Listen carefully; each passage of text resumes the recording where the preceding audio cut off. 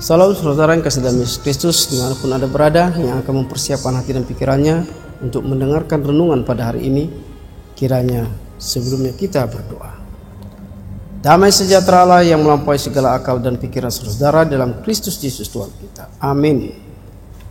Bapak dan Ibu saudara yang kasih dalam Yesus Kristus, renungan pada hari ini Jumat 31 Januari 2025 diambil dari surat Rasul Paulus kepada jemaat Efesus pasal 4 ayat 29.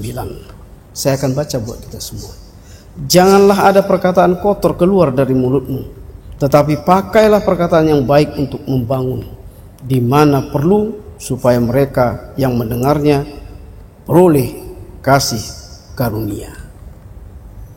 Bapak dan Ibu kasih dalam Yesus Kristus, kiranya segala perkataan kita yang keluar dari mulut kita menjadi berkat. Amin.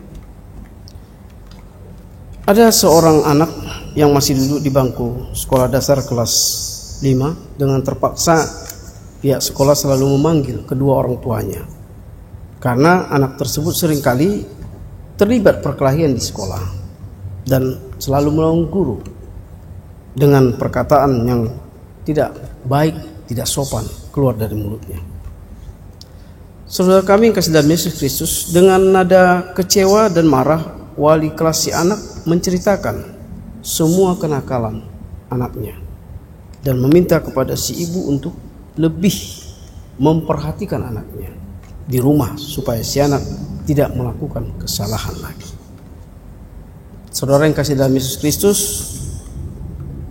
memang tanpa kita sadari anak-anak kita akan mencontoh apa yang dilakukan dan diucapkan orang tua di rumah.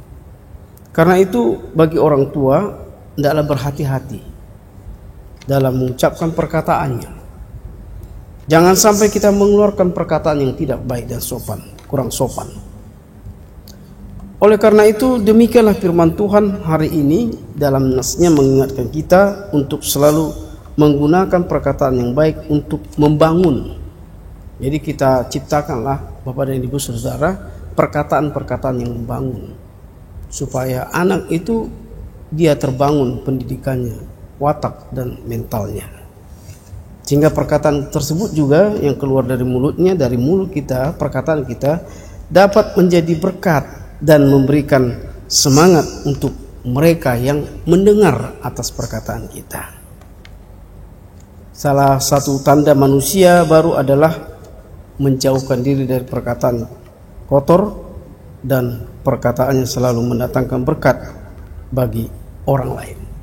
Oleh karena itu Bapak dan Ibu saudara, biarkan setiap perkataan kita selalu penuh hikmat dan memberkati, sehingga orang merasa sukacita dan mengalami penyembuhan oleh ucapan kita, perkataan kita.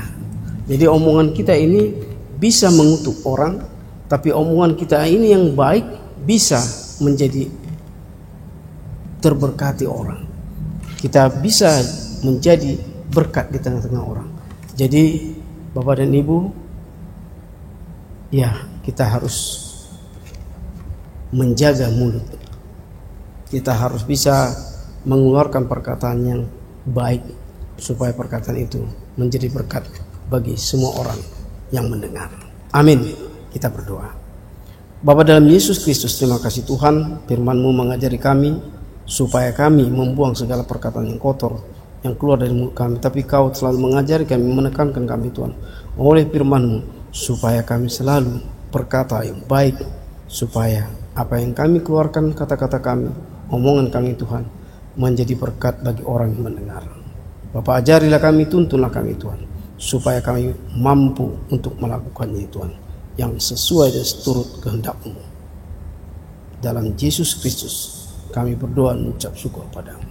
Amin. Anugerah Tuhan Yesus Kristus, kasih setia Bapa dan Perkenan Kudus memberkati kamu sekalian. Amin. Terima kasih saudara dimanapun Anda berada yang telah mendengarkan firman Tuhan pada hari ini, yang menjadi renungan hari ini. Dimanapun Anda berada, Tuhan beserta saudara. Salam.